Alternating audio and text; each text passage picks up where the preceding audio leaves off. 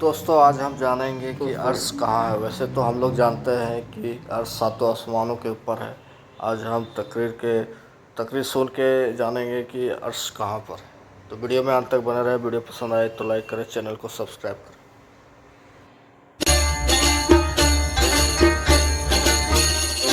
Subscribe کریں میرے channel سید سعد قادری کو اور بیل آئیکن دبائیں میری ویڈیو سب سے پہلے دیکھنے کے لیے۔ السلام علیکم ورحمۃ اللہ وبرکاتہ۔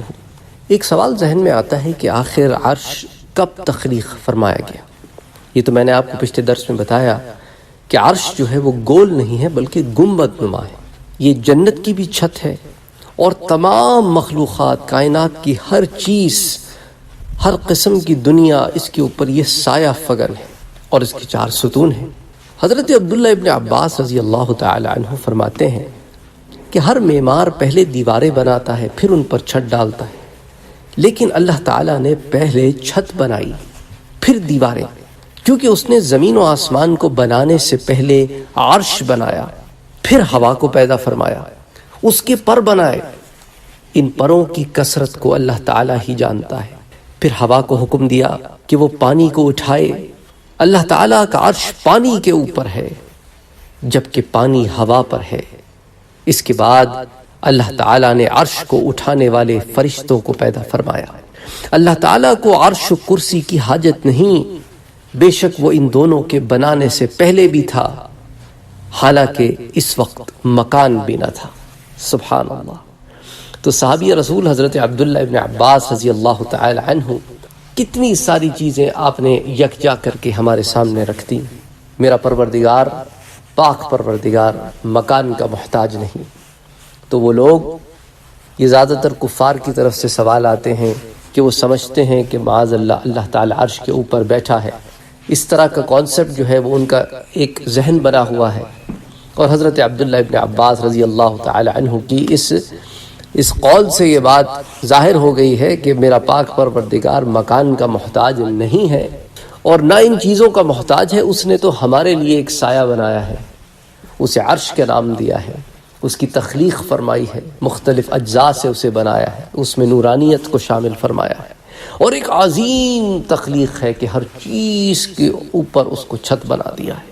اللہ اکبر، اللہ اکبر۔ اور اس روایت سے ایک اور بات بھی ہمارے سامنے آئی کہ لوگ پوچھتے ہیں نا کہ بھئی عرش پانی پر ہے تو کیسا ہے، کہاں ہے، کیا پانی اوپر ہے، کہاں ہے وہ پانی، اور وہ پانی کہاں ٹھہرا ہوا ہے؟ تو اس تمام چیزوں کو یہاں پر ایکسپلین کر دیا گیا ہے کہ پہلے عرش کی تخلیق ہوئی، پھر ہوا کی تخلیق ہوئی۔ اللہ اکبر، اللہ اکبر۔ اور ہوا جو ہے اس کو میرے رب نے کتنے پر دیے، کیسی اڑان دی، وہ میرا رب جانتا ہے۔ پھر ہوا کو حکم دیا کہ وہ پانی کو اٹھائے۔ سبحان اللہ۔ اللہ تعالیٰ کا عرش پانی کے اوپر ہے جبکہ پانی ہوا پر ہے۔ سبحان اللہ۔ آپ جانتے ہیں، آپ میں سے جن لوگوں نے تھوڑی بہت بھی پانی کے بارے میں پڑھا ہے کہ اس میں ڈینسٹی بھی ہوتی ہے، اس کا ایک ویٹ ہوتا ہے، وہ تمام معاملات جو ہوتے ہیں، تو اب آپ سوچیں کہ وہ کیسی قوت والی ہوا ہوگی جو پانی کو لے کے کھڑی ہے۔ اللہ اکبر، اللہ اکبر، اللہ اکبر۔ فَبِأَيِّ آلَاءِ رَبِّكُمَا تُكَذِّبَانِ۔ تم اپنے رب کی کون کون سی نعمتوں کو جھٹلاؤ گے، اور بے شک میرا پاک پروردگار ہر چیز پر قادر ہے۔ انسان ایک لمحے کو سوچے نا تو عقل دنگ اور حیران رہ جاتی ہے کہ کیسی تخلیق ہوگی، وہ کیا ہوگا، وہ کیسا ہوگا۔ اللہ اکبر، اللہ اکبر۔ وہ پانی کہاں ہوگا، کتنا ہوگا کہ جس پہ عرش قائم ہے، اور وہ ہوا کیسی ہوگی جو پانی کو اٹھائے ہوئے ہے۔ اللہ اکبر، اللہ اکبر۔ یہ تمام چیزوں کو میرے رب نے تخلیق فرمایا ہے، اور پھر عرش جو گنبد نما ہے اس کے اندر یہ ساری کائنات پیدا فرما دی۔ اس میں آسمان بھی ہیں، اس میں کائنات کی ہر شے بھی ہے، اس میں زمینیں بھی ہیں۔ اللہ اکبر، اللہ اکبر۔ یہ سائنٹسٹ تو ادھر ادھر جب نظر دوڑاتے ہیں تو کہتے ہیں کہ بھائی یہ تو ہمارا سولر سسٹم ہے، اور سورج کے قریب ہی ایک اتنا بڑا ستارہ ہے جس کی ایمیشن آف لائٹ جو ہے وہ سورج سے بھی ہزاروں گنا زیادہ ہے، لیکن وہ بھی کچھ حیثیت نہیں رکھتا۔ اس کے ساتھ ایک اور ستارہ ہے جس کی اس سے بھی ہزاروں گنا زیادہ ہے، اور یہ کچھ بھی نہیں ہے، یہ تو ایک ہماری چھوٹی سی آپ سمجھ لیں گیلیکسی ہے، اور پھر یہ اس طرح کی سینکڑوں گیلیکسیاں ہیں، اور اس پر بھی اکتفا نہیں، یہ تو سب ایک لوکل کلسٹر کا حصہ ہے، اور اس طرح جو ہے کئی لوکل کلسٹرز جو ہیں وہ ایک سپر کلسٹر کا حصہ ہیں، اور وہ کئی سپر کلسٹر ہیں کائنات میں، اور ہم نے تو بس ابھی تک اتنے ہی کھوجے ہیں۔ یعنی انسان جب غور کرتا ہے تو کہتا ہے سبحان اللہ، پھر اللہ اکبر کا مطلب سمجھ میں آتا ہے۔ اللہ اکبر۔ اللہ تعالی ہمیں توفیق دے، ہدایت دے کہ ہم اعمال صالحہ کر کے اپنے رب کو راضی کریں، اور یہ جو غرور ہمارے اندر جو پیدا ہو جاتا ہے نا کہ میں کچھ ہوں، میں نے کچھ کیا ہے، یہ ختم کر دیں اپنے اندر سے۔ کسی بھی میدان کے فرد ہوں آپ، چاہے دین کے یا دنیا کے۔ کچھ لوگ دین کا کام کر رہے ہیں، ان میں بھی بڑی میں ہے، میں نے یہ کیا، میں نے وہ کیا، آپ کے بھائی نے سب سے پہلے اس پر کام کیا، یا آپ کے بھائی ہی کی محنت تھی کہ جس کی وجہ سے فلاں آدمی کو یہ ہو گیا، یا فلاں لوگ بھی یہ کرنے لگ گئے، یہ تو آپ کے بھائی نے یہ سب سے پہلے، آپ کے بھائی کی ویڈیو دیکھیں سب سے پہلے آئے گی۔ یہ سب جو ہے غرور اور تکبر سے بھرے ہوئے جملے۔ ہم کیا، ہماری اوقات کیا ہے؟ ہمیں عزت دینے والی اس رب کی ذات ہے، اپنے منہ سے میاں مٹھو بننا بند کر دو۔